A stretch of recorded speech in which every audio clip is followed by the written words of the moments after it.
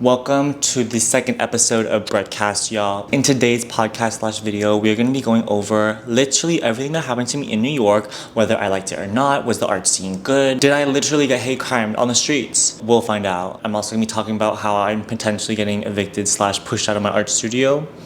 Is it actually an eviction? Am I actually supposed to be here? But will I find another studio to make it work? Absolutely, because when we have a little setback, when there's a bump or a hump in the road, we cross over that shit. Yes, ma'am. Or we dig under it. We find a little creative way to bypass that shit. Because my brainsicle and my mental state currently cannot just like bulldoze through a problem like I used to as a kid. No. It requires a bit more mental effort to do some workarounds because, babe, my body can't take it anymore. I'm getting old. Let's get straight into it with my adventures to New York. As y'all know, I had a little bit of a mental breakdown. A couple things happened to me in LA and I was like, I need to literally get out of this place and move away from my problem. Did my problems just happen to fall with me to New York the week I was there? Absolutely. But did it feel better to be a bit more depressed in New York City? Yes. It's like when people are like, oh, would you rather be depressed in like a Lamborghini or would you rather be depressed in your bedroom? A Lamborghini, babe. I actually don't know what a Lamborghini is. But I think that's what people say.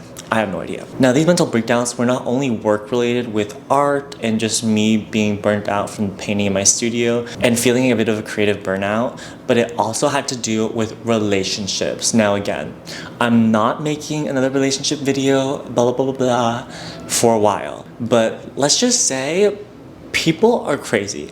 And by people, I mean everyone. And by everyone, I mean also including me. And I acknowledge my own shortcomings. I do. But people need to realize that I did not become crazy or psychotic because of myself. You know, I got here because of men. Because men in my life had made me this way. I literally have no idea if I'm making sense because honestly, I'm so tired, I'm like so exhausted. So let me just take a sip of matcha. Oh my god, that's another thing. The matcha in New York was so bad, like god awful. I tried 10 different places and all of them were so bad except this one traditional matcha shop. And they had really good ceremonial grade matcha. It was a vibe. But everywhere else just ate my money up and said, no, you're not going to enjoy your cafe experience actually. Your matcha is going to taste like ass. And grass. So where were we? Oh my god. So I went to New York for a week. I was going to stay with some of my friends and just bounce around for a couple of days. But I decided to splurge a bit and stay at a hostel by myself. I wanted to really do the New York alone experience so I'd be able to see if I could do it myself next year or the year after and actually move to New York. This was a good trial period to see if I'm able to do the city by myself and if I ever want to travel overseas and stay at a hostel, I know what the hostel experience is like now. The place I was staying at was in Long Island City right by Queens and it was really great because the metro was right there. I just took the E-line to Manhattan and it was $70 a night, which is actually crazy expensive for hostels. Usually they're like $15 to $30 a night. And it was honestly a great experience. It was kind of giving hotel the way they elevated it with a bar in the lobby, with a little nice check-in area, seats to charge your laptops, to talk to other community members. My roommates were really chill. One snored super loud, but I get it, babe. That was me until I bought nose strips because I realized and forgot that I had sleep apnea. Now it's not confirmed because I actually never turned in the test for sleep apnea fully, but they did give me a CPAP machine, which is literally like an air tube that pushes air into your nostrils so you can breathe at night. However, I found that this was a much better, simpler solution. And I didn't even realize that this was a thing until I was watching Love Island and I saw Miguel, one of the contestants, wear nose strips. After that, I was hooked, okay? I could finally breathe. I have not been able to breathe out of my nostrils like in forever. So babe, we solved that problem. And we solved my snoring, unlike the roommate. But it's fine. He was very sweet. He was actually trying to find an apartment in New York and was staying at hostels, touring different places. So I was like trying to listen in, getting some tips and tricks of the trade so I can actually get my New York apartment soon. My other roommate was from Germany and is staying in New York for an entire month, so he's bouncing around different hostels. And the last roommate I never really saw. They were out late, and then when they went to bed, they woke up late, but I left early, so I would literally never pass them. All good though. They seemed chill. So that was my living situation. Another reason why I wanted to be alone was because I get very anxious staying at other people's places because I don't want them to feel pressure to entertain me because I can entertain myself. I can kick rocks on the street and be having a ball. I feel like it's added pressure for them. It's added pressure for me because I feel this need to, of course, be super respectful, but I take it maybe to a different level where I'm just honestly immobilized, and I didn't want anyone to feel bad. I feel like, I have to perform a bit, give my A game, but at a hostel, I could just let loose and chill and just meet new people. Also, living with a friend, you never know if that friendship will end after, okay? Because living with a friend is a completely different scenario than actually hanging out with them. My best friend from home, Tabitha, we always joke that if we were to live together, we would literally rip each other's heads off because we are not compatible as roommates. No. As best friends, yes. Roommates, no. And that's not always the case. Some people love to live with their best friends. I just know I could never do it. Of course, because my problems were with work and relationship, my goal for the trip was to 1, play Bachelor NYC, Brett edition. I would never talk in the third person. I actually hate talking in the third person, but one of my friends swiped up on my Instagram story when I was talking about this and said to call it Brett Bachelor season. So that's where I coined it from. You will never hear me talking in the third person again. I'm so sorry. But I did go on like every single dating app and then start swiping on people before even going there. So my Hinge location was New York, babe, like a week before I went. I literally was trying to line up a date a day, which is psycho and crazy. I know, it's not a good look. And one of the date suggestions someone had, other than like going to the bar and stuff, which was very normal, was to go to Momo PS1 for the free concert with Earth Eater on Saturday. And that was so thoughtful, so cute, so fun. My cousin actually ended up going to that, which is kind of goofy because I would have saw them if I did go on the date, but I didn't. I chickened out of every single one. I don't know what got into me, probably sanity. I was just like, maybe this is not my vibe. Maybe I just need to truly sit down, see my friends, just focus on having a good time independently and not think about relationships or boys or people, partners. I should just do my thing, and if it happens, it happens. I'm the type of person that will fall in love with someone on the subway. I will look at them and be like, oh my God, like, why are we not dating? Like, that's crazy. Why are we not married? That's wild. So I thought I needed to give myself a break. Work-wise, it was fantastic. And by work, I mean just visiting other artists in New York City, learning about their experiences, how they navigated the art industry, what they're up to, how they got to where they are, and just listening to all of their brilliant stories about just self-determination in general. Every single person that I was inspired by that I have a coffee chat with or etc., they all created opportunities by themselves without having to wait for one to come to them.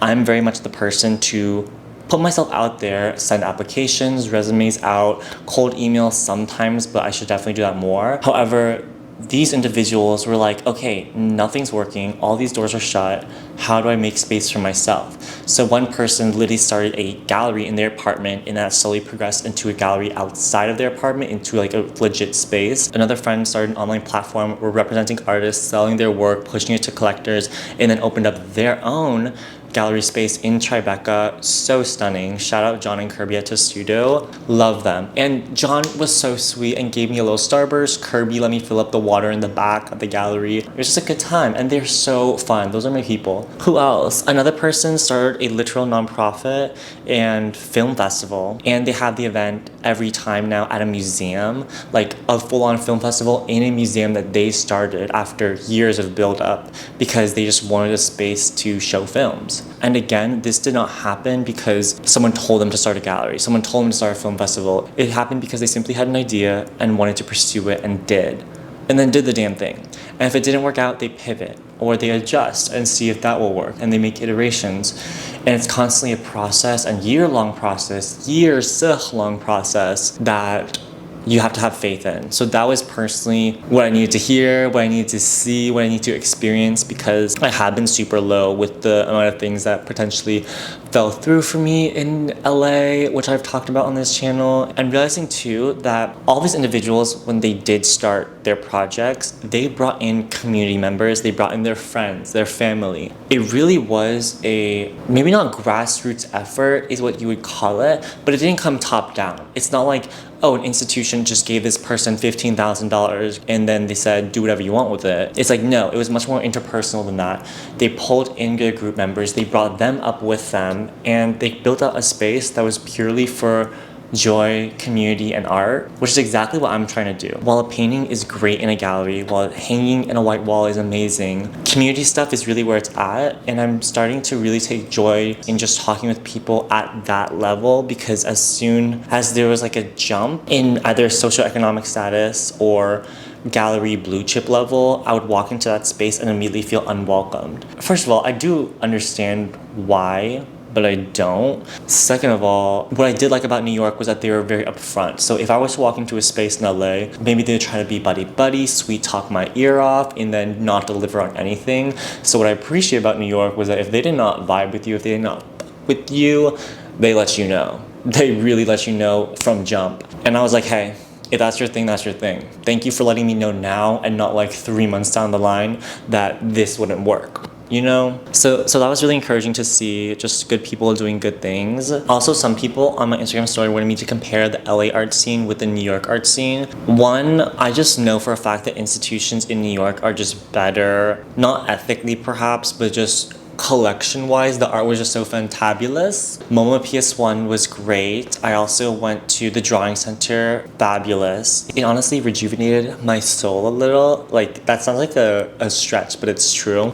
And made me realize that I should work smaller scale. I've already been thinking about working smaller scale because it feels more intimate and personal. But after seeing the show that was up there, I was like, girl, I gotta work small. I gotta work small. So that's probably what I'm gonna do in the studio today later. But yeah, the Drawing Center was amazing. All the galleries in Tribeca are popping off new work, experimental work, conceptual, but also paintings were just good. I was hearing from a little birdie, aka one of my friends who has been in the art world way longer than me and actually researches the art world from a business and analytical perspective, was talking about how a lot of galleries in Chelsea, which is a lot of like the bigger galleries and where the New York art scene was traditionally held, are starting to move towards Tribeca. I think LA has really good spaces. I've checked out most of the galleries in LA and vibe with a lot of them, but it just hit different in New York. I can't even explain it. The paintings were just painting, they were giving. And I did ask around on whether or not people in New York thought the LA art scene was better or worse. Even people in the LA art scene give it up to New York. Because unlike LA, we have to drive like 30 minutes to each gallery to hop around in one night. You just go to a gallery opening in New York and just go to every other gallery opening down the street. I went running twice. Both times I went through Brooklyn. So I got 2 10-mile runs in. But on one of them, I went over the Williamsburg Bridge and it was so humid and so hot. Like, I was sweating, dripping, just stepping outside. When I was going over the Williamsburg Bridge, I was not mentally preparing for some reason that it would be a bridge. Like, I forgot bridges are arcs and you have to actually climb up a certain level of elevation before coming back down. But babe, getting to that tipping point was so difficult. I was sweating. I was practically walking it. And on my way back from the bridge, I had to literally stop after getting off and catch my breath. I hate stopping during runs. I absolutely hate it. Red lights, etc. I just need to keep going. And then as soon as I broke down and like stopped running, I had to like sit with myself for maybe 5 minutes, just huffing and puffing, hands on knees, and then walk to a local corner store to get water, and then run with the water back in my hand another 4 miles. It was too much. And one of the great things I love about running in a new city is that you get a sense of the community around. Sometimes I'll just take off my headphones while running just to hear certain sounds or just be a bit more connected, because I get overstimulated very easily. So when I have music blaring in my ears and also seeing this huge city, it's a lot. It's a lot. The vibes of Brooklyn are really nice. I know every gay and their mom literally lives in Bushwick now and listens to techno, but why is that a vibe? Why is that literally a vibe? One of the times that I did go to Bushwick was with my friends Sarvani and Angelo, and oh my god, it was crazy. First of all, I'm 22. I can drink, but I don't drink a lot. I've gotten tipsy maybe once or twice in the past 6 months, so I do not drink a lot. However, I was seeing my friends from USC that moved to New York, and I thought, you know what, I should have fun, let loose. I'm 22. So we go to our first bar, and the bar is so loud, so we're literally screaming, talking, and chatting, you know? And we get some french fries, it's a good vibe, and this lady comes over, she's like, what do you want to drink? And I was like, oh, do y'all have a skinny marg? Like, being the LA and I was like, do y'all have a skinny marg? She looks me up and down. And if you don't know what a skinny marg is, I think it's just tequila, club soda, and a lime. There's no added sweetness because sugar really gives me a bad hangover and I just did not want that. So I was asking for a skinny marg and she looks me up and down and says, what is that? we don't have that. And she's like laughing to herself because of course she's like, what the fuck is this person asking for? Like, so LA, obviously not from New York. And I was like, oh, well, if you don't have that, can I have a beer? Like, what's your sweetest beer? And she's like, oh, honey, it's beer. It ain't sweet. And I was like, oh, you're right. I'll just get like a Bud Light or something like that. And then my brain, I was like, oh, this is just a one-off. You know, we'll just keep bar hopping and see what happens. We go to a gay bar, and it was a very rundown gay bar. I love a rundown vibe. The crowd was definitely older, and I went up to the bartender, and I was like, hey, can I get a skinny marg? And he said, oh, baby, no, we don't have that. What's a skinny marg? And I was like, huh, is this like a New York thing? Because I've gotten so many skinny margs in LA. And so I was like, oh, well, if you don't have that, what do you recommend for beer? And then again, I get looked up and down, and this man goes, I don't drink beer. How would I know? And I said, okay, let me just get a vodka cran. He's like, that we can do. So I get the vodka cran. Babe, it's just straight vodka. There's no sweet cranberry juice. It is just vodka and a damn lime, I swear to God. And it was the nastiest thing I ever drank.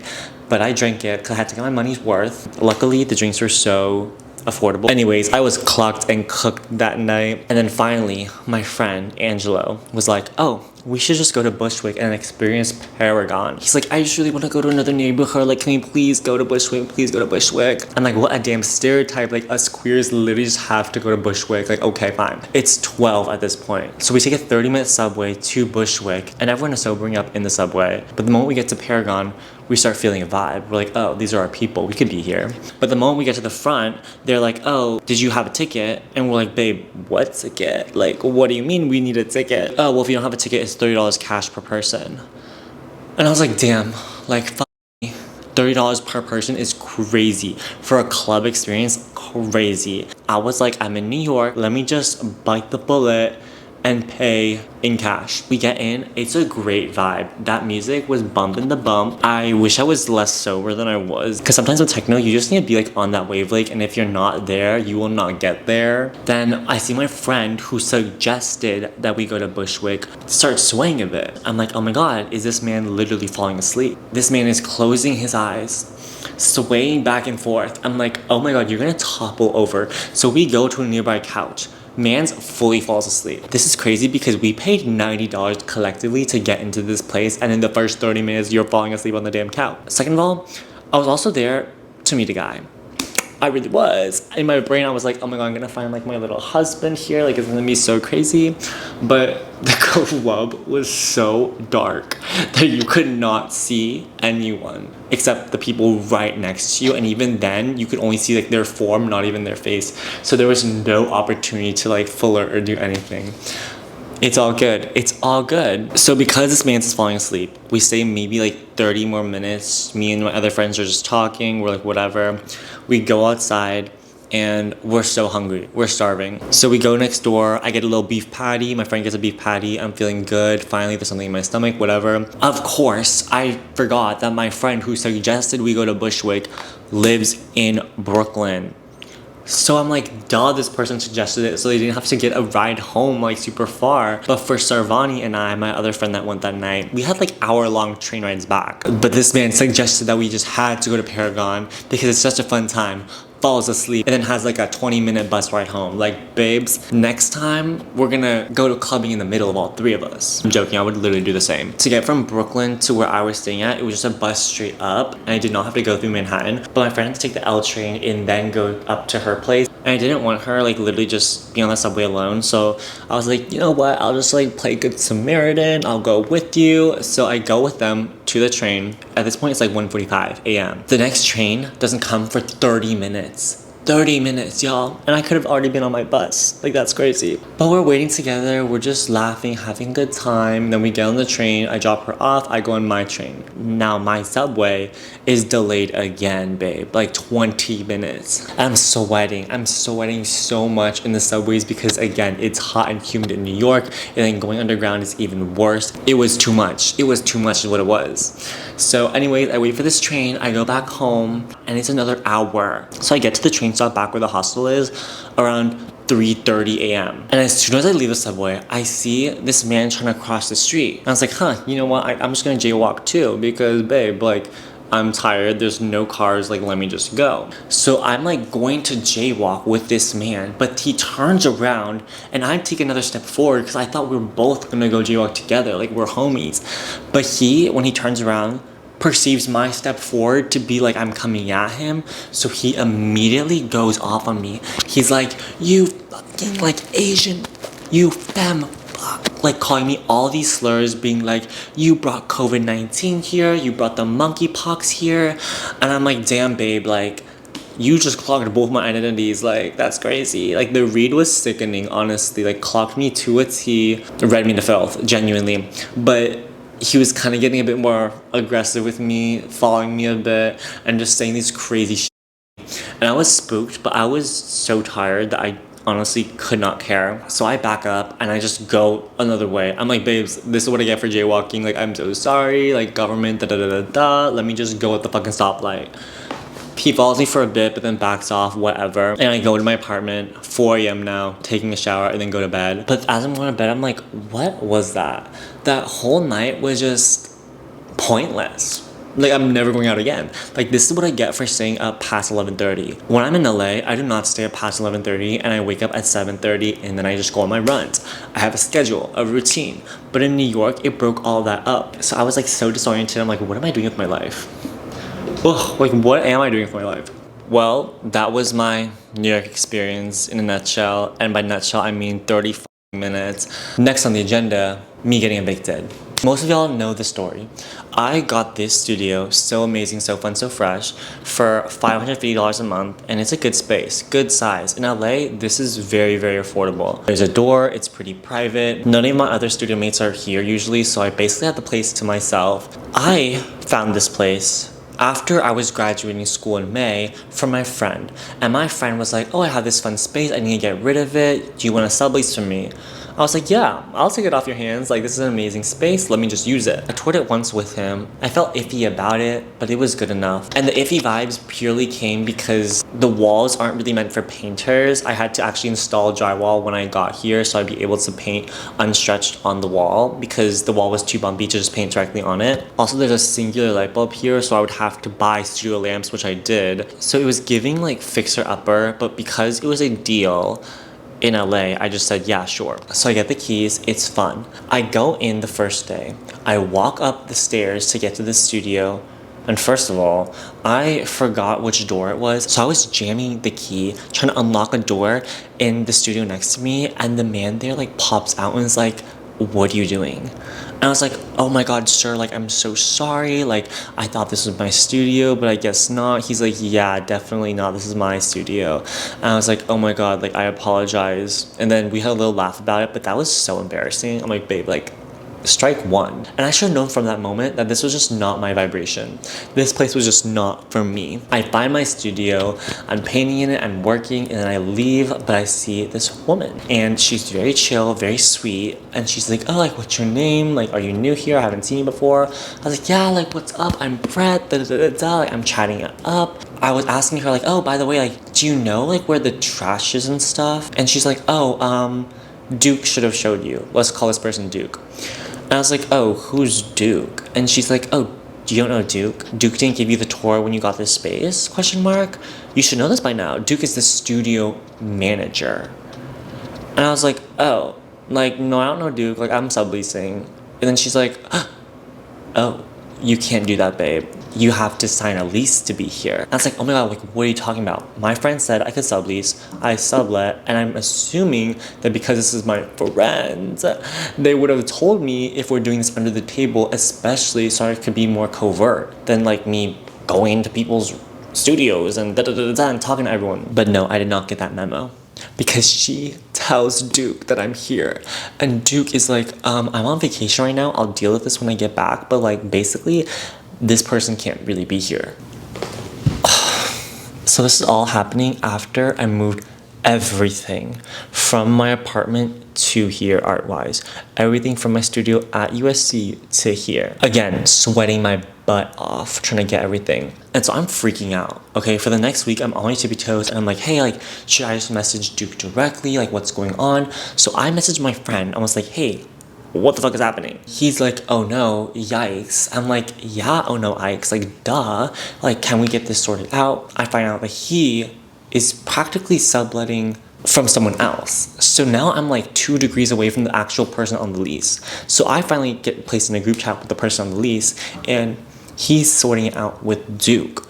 And eventually it seems chill, but again, like I have to be on my tippy toes. I can't really be here, da da da da da. So it's chill for the first like month still, and I keep to myself, not be too sociable, not be too extroverted, you know, just like shut the fuck up, because I need to learn that in general. So I was practicing that here. I never met Duke until recently, and he seemed chill, but again, like, what are you doing here? So I know I'm like not completely welcomed in this space. And now that a lot of the leases are turning over, they're actually raising the rent on our unit, like specifically. So in my brain, I'm like, oh, like they're actually trying to push us out. And I can't afford like another $100 on this studio. Like it just doesn't make sense. When I first sublet here, the first 2 months were $550, but then it raised to $650. And I was like, you know what, like this is really pushing it for me, for my little wallet, but it's fine, I'll make it work. And then now again, it's raising $100 to $750. So I'm like, girl, like, I cannot do this. Like, no way. So I need to move. I need to literally get out of the studio. And I was talking to another friend, and I'm not sure if they actually raised rent on any other unit but this one. So in my brain, I'm like, oh, like, is this like a soft eviction? Should I just not be here? Like, I don't really know. So more of the story, I need to get the fuck out of here. So I need to find another artist studio space that's probably gonna be half the size of this one, and somehow move in all the stuff and equipment that I have here. I don't know what's happening. This is what I get for taking a break and going to New York and then coming back to these sticky situations that I'm in LA. I don't know. In my brain, everything balances out. So if I have fun in a certain context, in a different context, it will just go downhill. You know what I mean? Like, I think everything balances. That's why I'm so scared to actually have a good time, because I'm just assuming that if I have a good time or if I'm happy, I'll just experience extreme sadness or a horrible, horrific thing will happen to me if I actually do have fun.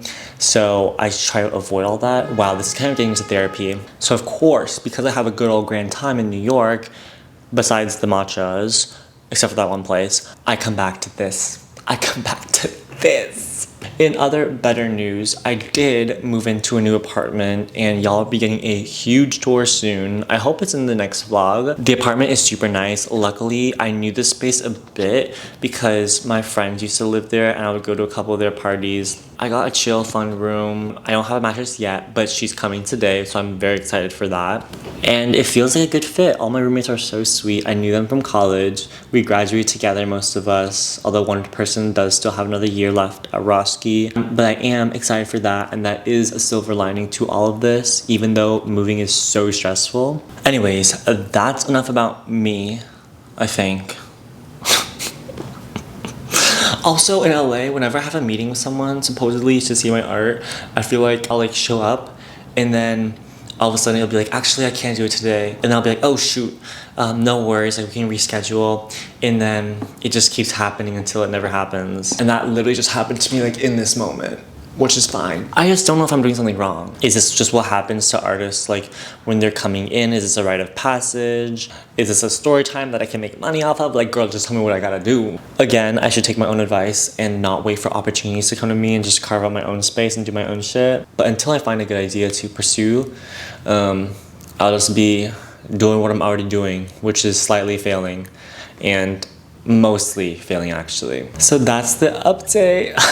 So fun. I hope I'm not being a negative Nancy. I'm just in a very weird headspace and just probably super tired from moving in my apartment, from driving from the Bay Area to LA and going on runs where my body's literally shutting down. I don't know what's happening. I found out I was anemic, and then like I thought my nose strips would help and these iron pills would help, but literally they haven't translated into my runs yet, even though I do feel a bit better day to day. I have no idea what's going on. My run times are so slow, and like that's very frustrating too, but it's okay. We're gonna figure it out. We're gonna figure it out. Time for y'all's favorite segment, the hot topics, babe. First up, clay corpse. had a really lovely relationship with a past partner. I met them when I moved states to work with an artist in the summer. I moved back to school. We did almost a year of distance, and it just slowly pulled us apart. I call it off because moving to a new city for a romantic relationship is not it for me or them. 7 months later, I'm moving to their city for grad school. This was not part of the plan, and we are currently no contact. I'm not looking to rekindle anything, but like ... I'm still want to be their friend. Yay, upside down smiley face. Babe, why has that literally happened to my friend? Like, exactly, almost. I recommend you just break no contact.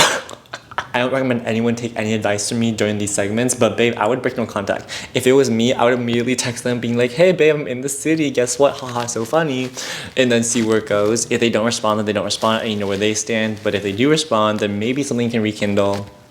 And also, if it is a big city, you can totally avoid them.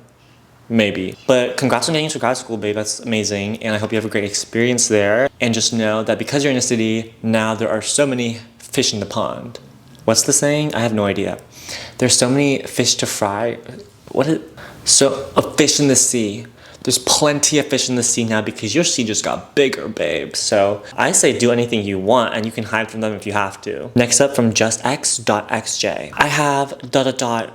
had a crush on this coworker. I'm 21 and he's like mid 40. Anyways, I was getting signals that we might be feeling each other ... Then he tells me he has a girlfriend. Ugh, I literally hate when that happens.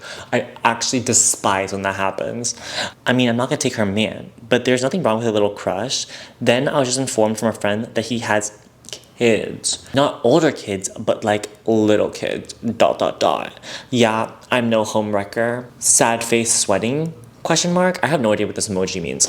But oh, that is rough, babe. That is so rough. In my brain, when people are flirting, I feel like they're actually being flirty.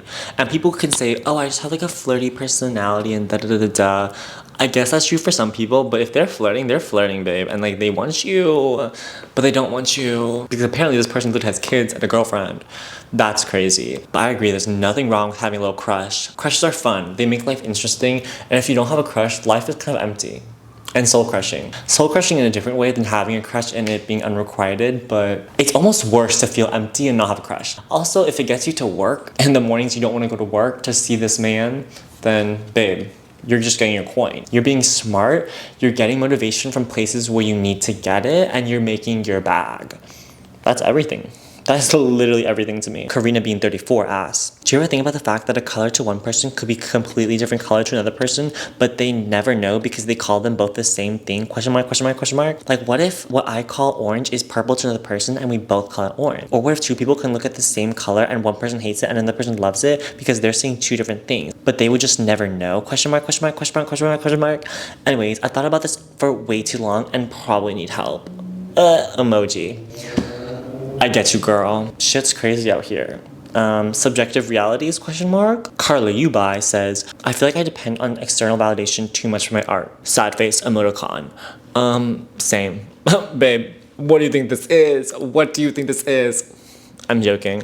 I love y'all so much. Parasocial relationships are the best. But not even, because if y'all comment, I will literally comment back. And so it's not parasocial. It's just social media. I totally feel you. It's hard because when you are making art, you can say that it's not for other people, but at the end of the day, like it kind of is. Very rarely are you making something purely for yourself. Even if it is like a realistic portrait or just a figure and you're posting it online, you're expecting to receive some sort of validation. And that's just like the economy we live in, neoliberalism, attention, capitalism, etc. Everything relies on audience and consumption. So we're literally programmed to want external validation. So I feel you on every single level. DXRK_317 says, did you shave your head for a reason? Do you plan on growing it out? I shaved my head because my friend Hera told me I look better with a shaved head. Hera could literally tell me anything and I would just do it, except maybe jump off a cliff. But even that, I'd be like, wait, maybe that's a good idea. It's kind of crazy. Whatever she tells me, I'll just do. If I think like it aligns enough. I had super long blonde hair. It was so difficult to maintain. I'd wake up with a bad hair day, forced to wear a hat. I just did not like that. I did not like feeling it in the morning. I didn't like running with it at all. But with a shaved head, slash buzzed head. I could feel the wind when I'm running, and I don't have to worry about maintaining my hair because there's no hair to maintain. Overall, just really freeing and made sense. Also, I didn't want to pay any more money for haircuts. That was just like too expensive because I like to get my hair cut every 2 weeks, and so with this, I just like get clippers and buzz them off. But with actual maintaining of hair, I would have to pay like 20-30 bucks to get a trim every 2 weeks, and that's like basically $60 a month that I just did not want to spend. I spent $60 a month on matcha. That's an investment, babe. How do you practice art making regularly? Constant feel of failure and the obsessed perfectionist trope that you're trying to assume. Definitely mental illness, and that's it. Marv asks Starby says, "Hi Brettcast. If this is too deep, la la la la. Sorry if this is too deep. La la la la la. Lately have been dealing with a ton of body dysmorphia. Ugh, feel that. Internalized homophobia slash transphobia. Felt. Struggling with my physical and mental disabilities, etc. I'm struggling because I talk so often about how the pain I go through impacts my life so much and leads me to be a better artist, and how I never change it for the world, but in the middle of it, I can't help but wish and hope and beg and even pray, which haven't done since childhood and religious trauma, to be normal." Why are you clocking me? Like, why is this literally me? Not that I have so much religious trauma, because when I talk about other people that have actual religious trauma, oh, we're different. Like, y'all take the cake on that one. One part of me would love to go through life happy and carefree, even if it meant losing my nuance, losing my experience, my art, my empathy, my knowledge, my story, myself. The other part of me sees that my pain has made me a better person. It has made me empathetic and introspective and curious about the world. It has had me meet people and do things I'd never do. I'm scared that one day the first part will become stronger than the second. I feel like such a fake hypocrite in artistic spaces because of this. Logically, I know that every life is nuanced, but emotionally, I feel selfish, imposter syndrome. Thanks if you read this, sending love. Heart emoji, pride flag emoji, trans flag emoji, heart emoji. Everything you just described, I'm currently going through. I totally understand you, honestly, at every level, to a different extent, of course. It's really difficult because to have my personal experiences fuel my art, but at the same time, I don't want to fetishize my own experiences or suddenly become a masochist and only like not normal parts of me to make art. When I make art about my own identity and experience and marginalized body, sometimes I feel like it comes off flat or inauthentic because I'm just using that as a source of inspiration when there's so many other places to draw from art-wise. I talk about this a lot in the context of like the rise of identity politics, labels, and the need to categorize and adopt yourself to clarify your experiences for other people. And so when you add art into the mix and the art market, you feel pressure sometimes to make art about your own identity and your own minority experience when maybe that's not the art you want to make. I'm not saying that's what you're doing. I'm not saying at all that's what this person is doing. It's just brought up a little thought in my brain. One, I don't think you need all those attributes necessarily to make art, but at the same time, like, definitely those experiences make you you. I deal with so much, like, I don't even know if it's body dysmorphia because it's just true. My grandparents literally were like, "You have a ginormous fucking nose. Like, we need to give you a nose job. We will pay for you to like fly to Korea, get plastic surgery, and come back because like your nose is just too big." You know what I mean? So like that shit like carries with me like literally to this day. And part of me is like, oh, it's like a unique attribute of mine. I don't look like everybody else, and I appreciate that. But at the same time, like nobody looks like each other. Everyone's unique, and so why do I just not get like a nose job? You know what I mean? Like why am I putting so much pressure on myself to be unique if that's actually not what I want to do? I'm trying to tangentially compare like my struggle with like plastic surgery and beauty standards with what you're saying. Plastic surgery maybe could help me arrive at a more normal attribute and force me to lose my uniqueness, but at the same time, like I want that for some reason. But on the other side, I'm like, oh, this literally makes me unique and special. And also, I do a ton of self-portraits in my artwork. And even if you were to assume normal form, whatever that means for you, you probably will never still feel normal. So I honestly don't know what I would recommend, but I'm toying with the same thoughts as you and the same struggle with you. And I very much empathize because, babe, I feel that. I really do. Because _cats are blue says, have no topics. I'm a boring, chill person with a cat. Shrug emoji. Love cats. Love pink. 12._fish says, there's a guy at my school who is an essayer and did that to a bunch of girls. Then there was an account to expose him, and our principal said she sued the harasser and it was going to court. I'm so serious. This is so crazy, and why that also happened to my school, I can't even say it, and I have to say allegedly for all of this because honestly my university would be the people to come after me post-grad to just somehow mess everything up allegedly for me. But allegedly the same thing happened at my school where people in positions of power absolutely protected the frat men when things got crazy. I can't say the word online, but they were that. And the university protected them, question mark? Like, please. I hate that. I hate this place. I really do. I hate this place so much. And I feel so bad for the victims. Lost driver's license says, face cards in relationships. My thoughts on face cards in relationship is that I'm too scared to talk to pretty people. I will literally see a pretty person or a pretty person will hit on me and I just assume immediately if they're like a certain race or like anime that they're fetishizing me. Not to get so deep or whatever, but like it's so bad because a pretty person could genuinely maybe possibly be interested in me, but then in my brain I'm like, why? Like your face card is so good, mine is shit, like why would you ever be interested in me? So at that point, like if you're not interested in me but you're showing interest, I'm just assuming you're fetishizing me. So then I just stop talking to them or don't want to entertain the idea, which is kind of crazy of me because in my brain I'm like, why would a pretty person ever hit on me? That doesn't make sense. Like the world would literally collapse if that happened. That's probably the root of so many of my problems. But honestly, like, why is it like a legit and valid reason for thinking that? Like, there are so many people with an Asian fetish. Honestly, genuinely, like, I need to stay the farthest away from those people. And so the smallest hint of it that I get, a whiff of it that I get, it's over immediately. And in general, pretty people just scare me. They really scare the shit out of me. It's crazy. I have issues. Issues, babe. Yuri.Lin says, okay, stay with me here, okay? There's this guy who talked to me for about 3 months. I literally thought we were like the same person because this guy literally had nearly everything in common with me. Long story short, he was literally copying everyone. Everyone he had feelings for, he basically became them to get them to like them back. When he confessed this too soon, I told him to wait. He deleted everything and followed me everywhere and pretended like I didn't even exist. Like, okay. By the way, side note, we literally talk exactly the same. I say okay all the time and literally in every single sentence I say. So I totally empathize with you already. Like, you are my people. You are my people. It's been 2 years now and he still brings up what happened to random people. Like, it's not a vibration. Everyone is over it. I'll never forget it because I really thought I met someone that was basically me. Ha ha ha. XOXO, comma, Y. I totally understand mirroring to a certain extent. When I'm talking to someone, I will match their energy because I'm like, babe, let's get on the same wavelength. Let's cruise this together. But Lord knows I will never change my morals, my beliefs, my likes and dislikes, my everything for someone I'm talking to just to make them like me back. Absolutely not. That's crazy and I'm so sorry I have to deal with this. But I really hope that you find your person. I'm assuming this person is very insecure, so hopefully they deal with their own stuff and go to therapy. I think we're gonna end on that note. It was a fun note to end on. Maybe, perhaps. Thank you all so much for watching this little podcast video. Stay tuned for more. If you want to hop into the hot topics of Brettcast next week, definitely DM me on Instagram, follow me there. And if you like this video, like the video. If you have fun, comment, critique, or joke, just share, comment down below. And if you like me, my art, or want to follow my journey as an artist in LA, you can subscribe. It's a fun time here. And I think it's the end of the video, y'all. That's the end of the video.